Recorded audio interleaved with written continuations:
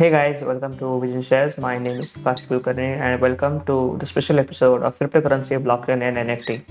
Now, today we're going to be discussing a lot about these other topics, and it's going to be a long video, longer than my normal videos. And I hope you watch the whole of it.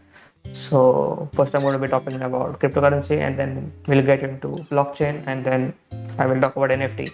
Now, the cryptocurrency is small, NFT is small. The major part is blockchain, and what part the blockchain plays exactly in the how cryptocurrency exists in the world.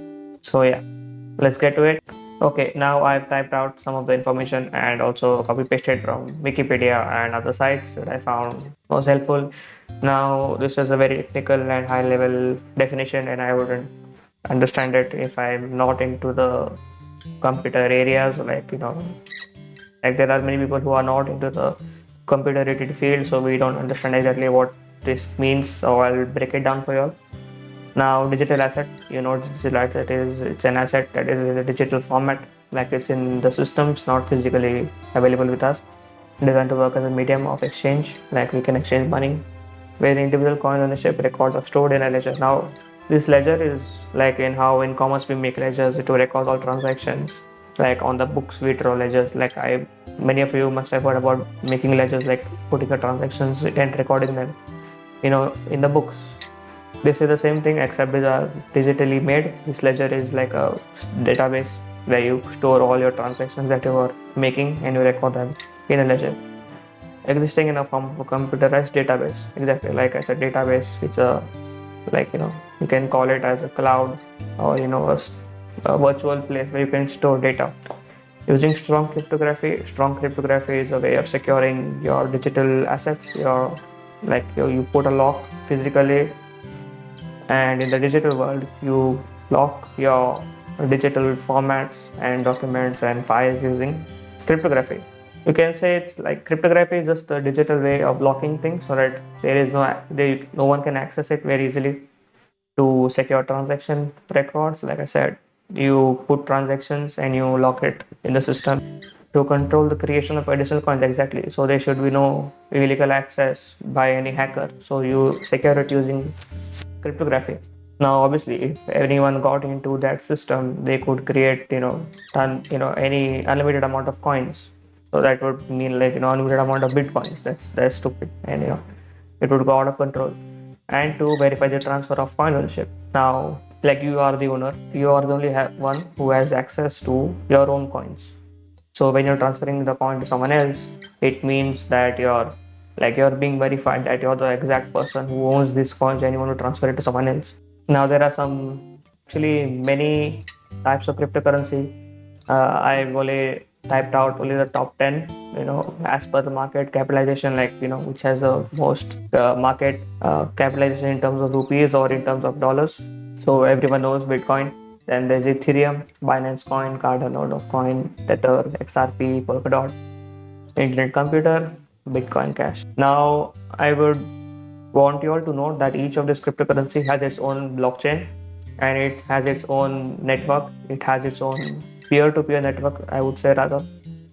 So when a miner is mining a certain cryptocurrency, each cryptocurrency has its own miner.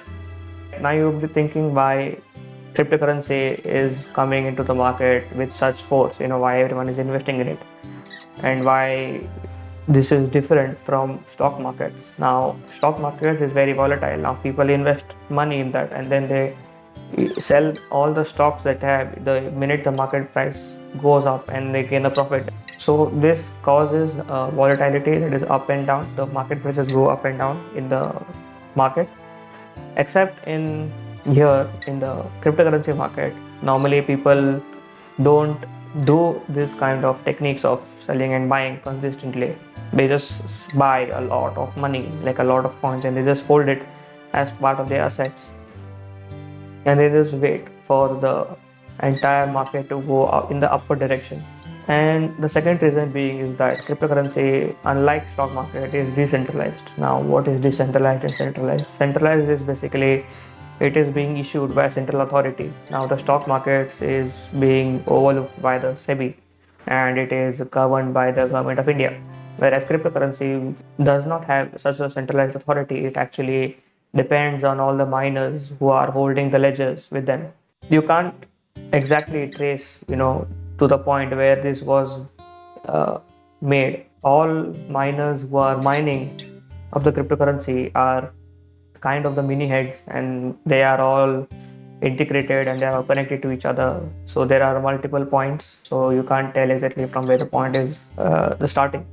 There are some platforms that help you in trading cryptocurrency, and some of them are CoinSwitch, Azirex, Epay, CoinDCX, UnoCoin, and Coinbase. Now, Coinbase is a US based company, but it is expanded to India, so you can even opening an account with them as well.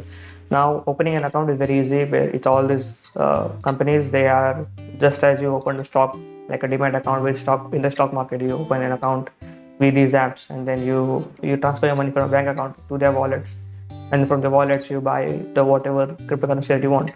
In cryptocurrency networks, mining is a validation of transactions. For this effort, successful miners obtain new cryptocurrency as a reward.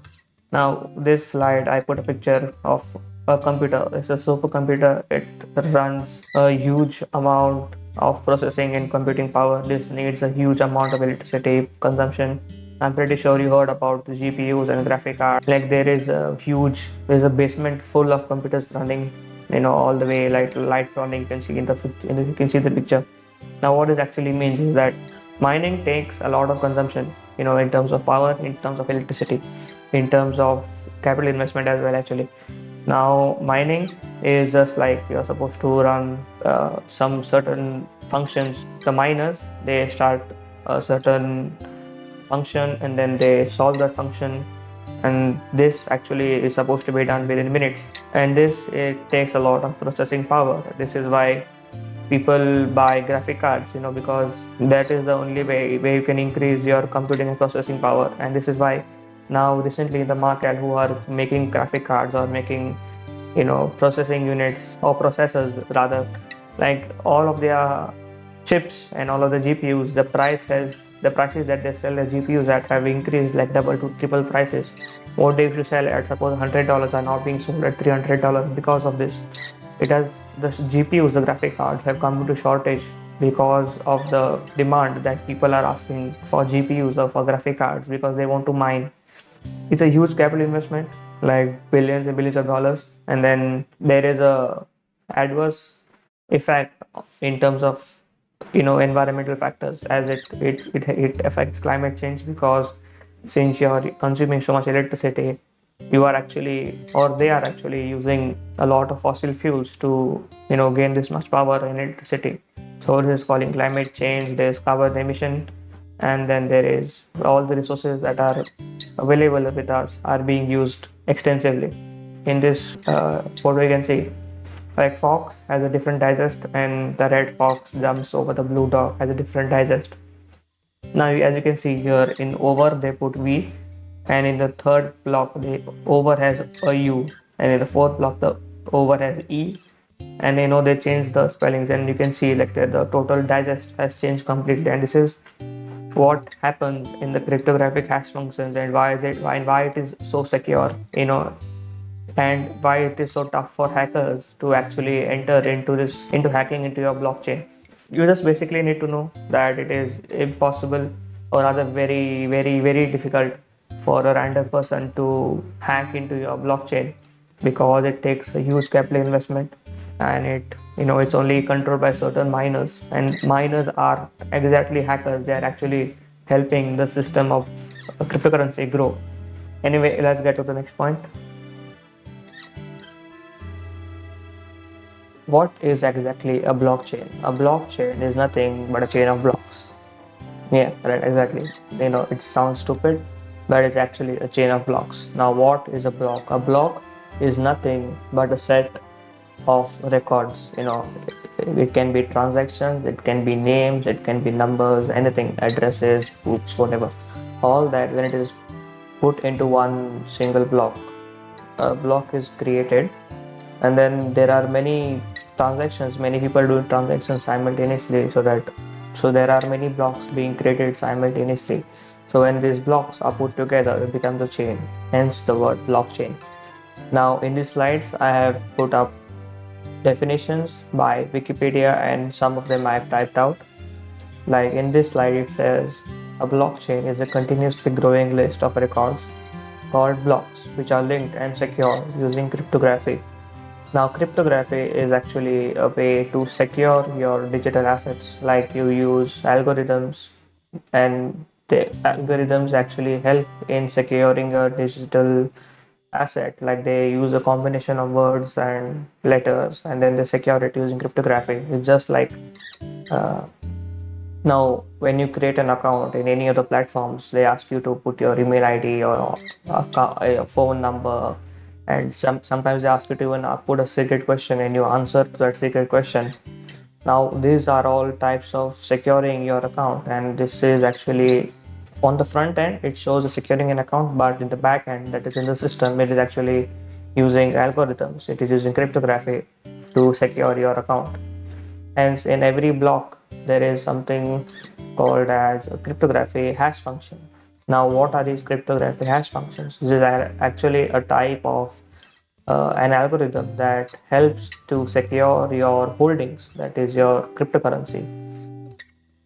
When you want to send someone money, you make a request on the peer-to-peer network of cryptocurrency, and then when this is request is made out into the system, the many miners who are mining every day, every second, listen to this request made by you, and then they start their race. It's a race for the miners to actually unlock that block which you want to make a request to.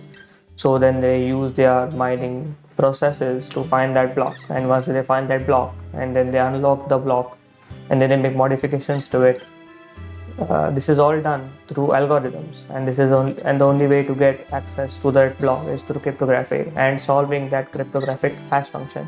People said that it's actually a problem that is solved by the miners, but it is not a problem. It is a problem to make it simpler to understand, but a problem as in it's a set of numbers that is run by the computer to connect to the actual number that is covering the block, like covering as in the block represents.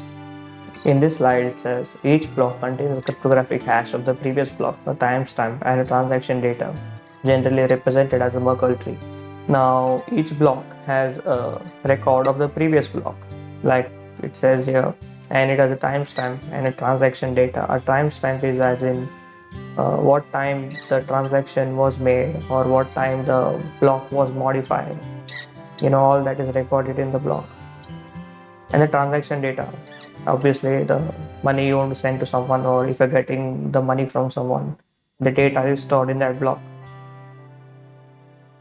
Blockchains are resistant to modification of the data because once recorded, the data in any given block cannot be altered retroactively without altering all the subsequent blocks. Now, what is happening is that every second a new block is being made, and suppose in the whole blockchain, your data is in the middle of the blockchain. Now, to modify that, the miner who is doing the mining processes will have to first modify the block that you want that is referred to you, like it's your block. First, he will have to modify that, and then subsequently all of the blocks ahead of that. So he can't just modify only one block. He'll have to modify all the blocks. That is, from the point that he found your block, and then each block after that till the current block that is being made, he will have to modify all of them. And this is why it's very tough for a normal person, uh, you know, to crack into the system of cryptocurrency. This needs a huge amount of power, computing power, processing power of the computers. It needs massive amounts of electricity that runs constantly 24/7 to reach your goal. Now, I will tell you exactly what is the process and how the miners are making bitcoins or any other cryptocurrency, since they are mining each cryptocurrency that the customer requests. Okay, so here we go. So what is happening is that the bitcoins or the cryptocurrencies that you're holding is actually, from the point of view of the miner, is not the cryptocurrency but a, it's a key. There are two keys. One is a public key and one is a private key. The public key is displayed on the internet. When you make a request, there is a list showing that you're sending the money to someone and that this miner is taking up your request. There are many miners, so they need to see what is happening exactly, so that they can use that public key to find out and match to the private key. The private key is what you are holding, the customer. Now, since you have the private key, and that is the only way you can access the block into in the blockchain, because the public key plus the private key is the way you can access to a block. This public key and private key is accessed only through the power of computers. Like, supercomputers are being used continuously for 24/7 with high amount of processing power, computing power, using cryptographic hash functions. Now, what happens in cryptographic hash function? Cryptographic hash function is an algorithm. It's actually, you put a certain message, and then when you run the function, a certain number, combination of numbers and alphabets comes out as the output. And if the miner is using the cryptographic hash function, that is SHA-256, these are the softwares, these are the functions, like the types of cryptographic hash functions that are actually used in the real world, SHA-256 and script. Now, SHA-256 is what it has 256 bits, like 256 numbers, and there is a huge number of combinations with these 256 digits. And what the miners do are they run the race of probability of matching to the exact number that you are given. Now, suppose there is a combination of a certain number like 0 0 0 0 0 0 0 1 0 0 1 0 0 all the way to 256 digits. Now, we don't know exactly what is the combination. We don't know, because we are on the sitting on the front of the screen and we don't know exactly. So in the back end, in the system, the cryptographic hash function does this work. It it goes through all the possible outcomes of these 256 digits and tries to find out the exact uh, number which is given to you in your block. Now imagine finding out the probability of finding your number is actually 2 to the raised of 256. That is, these are the number of possibilities that is actually available in the space of blockchain. This goes into billions and billions and billions of numbers. We don't even know actually how big is it. 2 to the raised of 256 possibilities of getting one number, and the miners actually use that, like use the cryptographic hash function to find out your number in these possibilities. And it has to be done within seconds, because since all these miners get free Bitcoin or free cryptocurrency, they need to find out first which is your block. And this is only done with high powered computing processing power. And this is why people are spending huge capital investment in buying GPUs and ASICs and FPGAs, that is these hardware components that help the computing process to increase its processing power. I have referred to some of the videos on YouTube, and I have googled some of them. There are many videos actually out there which exactly tell you what the processing is.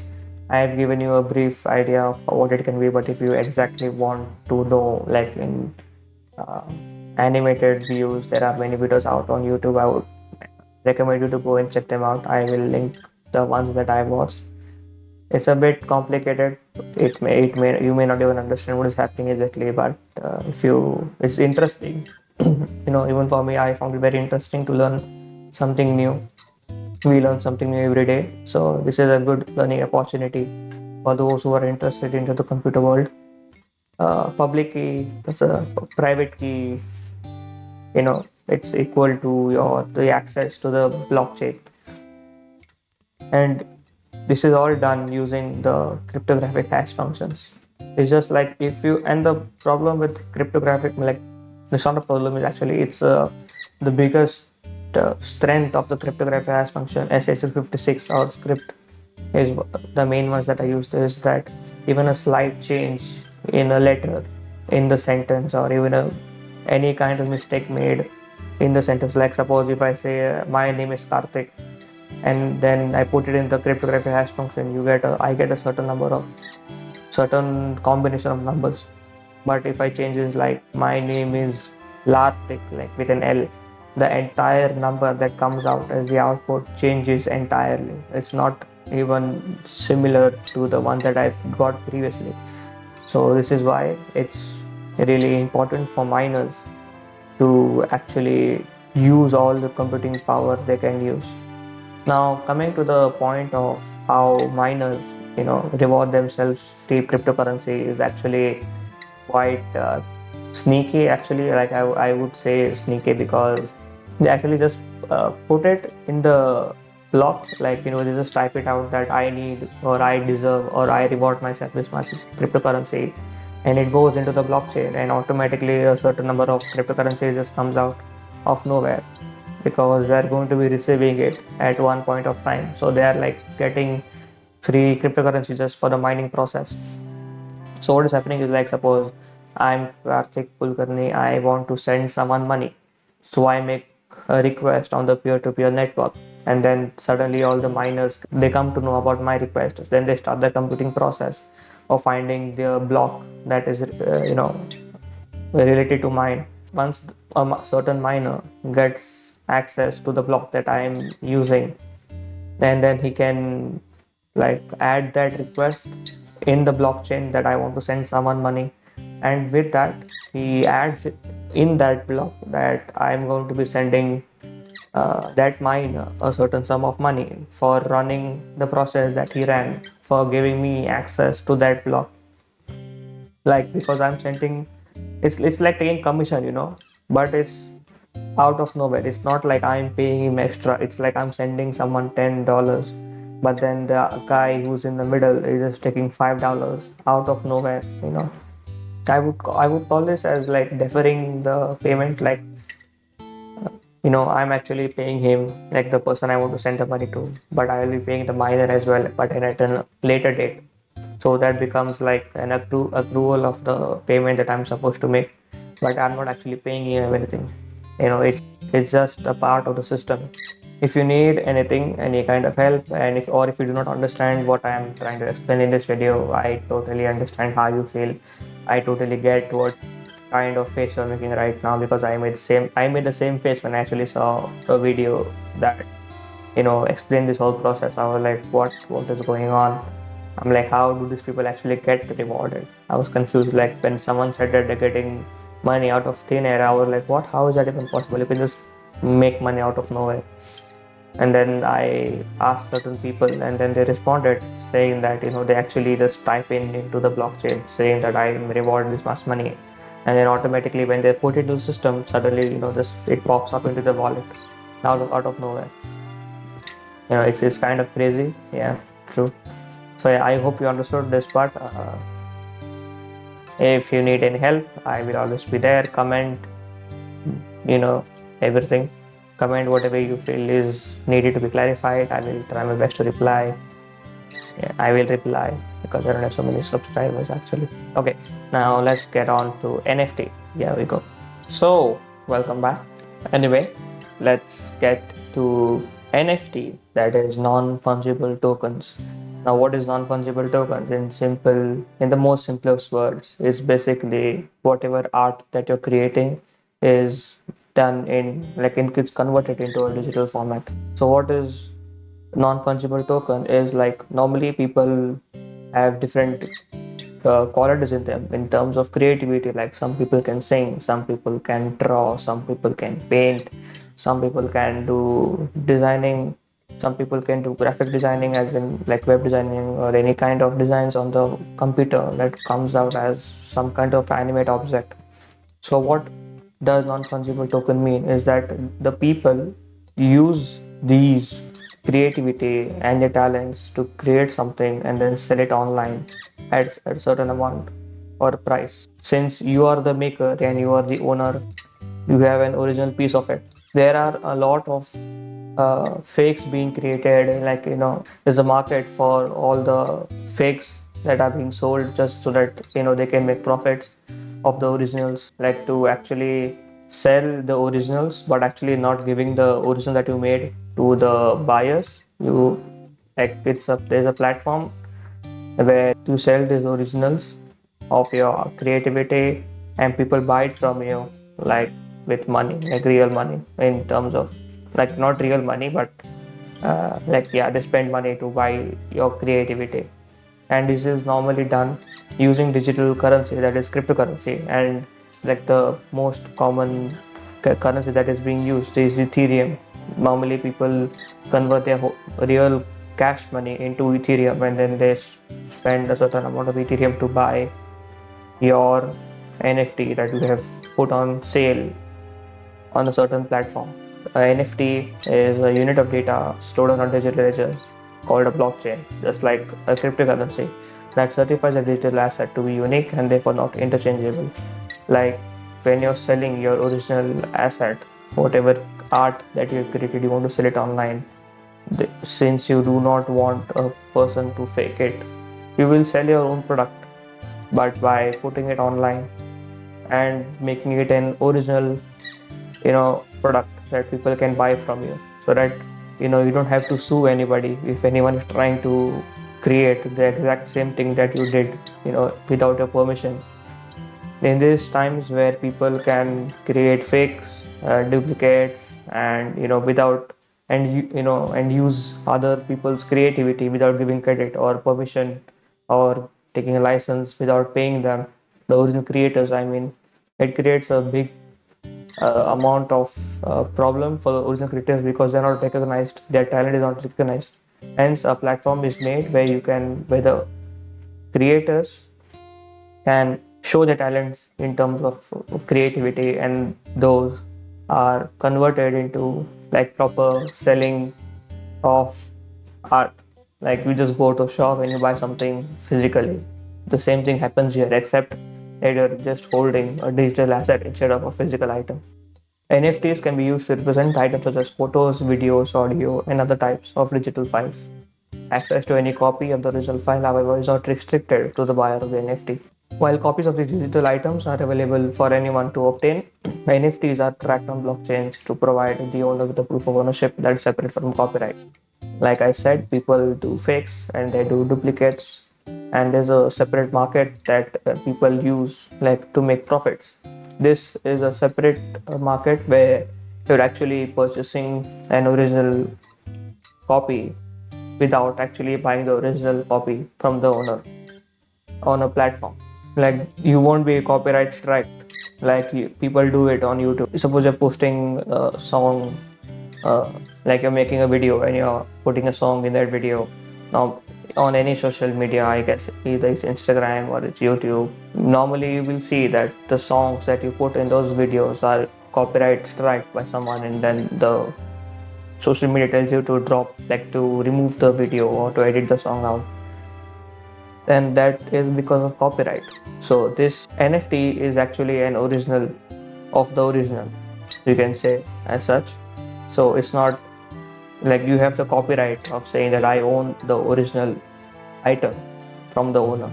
Most of NFTs are part of the Ethereum blockchain. Like I said, many of the people are converting their holdings into Ethereum to buy NFTs because the NFT market is mainly transacting in Ethereum itself. There are other cryptocurrencies as well, which I feel is used, but I'm not aware of it as yet. The NFT market value tripled in 2020, reaching more than $250 million. The rise of NFT transactions has also led to increased environmental criticism. This is because, like I said in the beginning of this video, is that mining of cryptocurrencies takes a lot of processing power, computing power, which goes into huge amount of electricity being consumed, which becomes a use of huge amounts of fossil fuels as such. And this is leading to increase in carbon emission, increase in greenhouse gases, climate change is being affected, and hence environmental criticism is being brought into this topic either. people. Now there are some platforms that I have dug up where you can buy NFT. Now you'll be thinking, what is NFT and why is it suddenly coming into the market?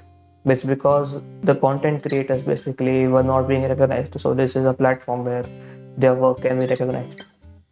Now, for example, like I said, WWE actually has started their own NFT. Like The Undertaker had a 30-year career in WWE. So after he retired, WWE started a collection of NFT of The Undertaker, selling items of him, like things related to him. Like they designed some items, of The Undertaker and they sold it. Eminem, the world's largest leading popular singer, you can see he's selling NFT online itself. And there are many personalities, many celebrities who are selling NFT online. Some of these platforms, three of them are OpenSea, Rarible, and Mintable. Now, these three sites are all taking Ethereum as the currency. There might be more, exactly, because I have not opened an account. They might show more options as to what you can spend your money with, but Ethereum is the basic transaction cryptocurrency that is being used. So thank you guys for watching Vision Shares. I have taken a lot of trouble actually to compiling all this information, putting it together, editing out all the information that I feel it was not needed. Uh, I hope that this video was helpful. Please comment whatever you feel was important or whatever you feel I missed out. And please, please, please do share it with your friends. Let them know what is blockchain, what is cryptocurrency, what is NFT, and how the processes actually work. I'm looking forward to making more videos. So thank you. And please stay safe and take care. Bye bye.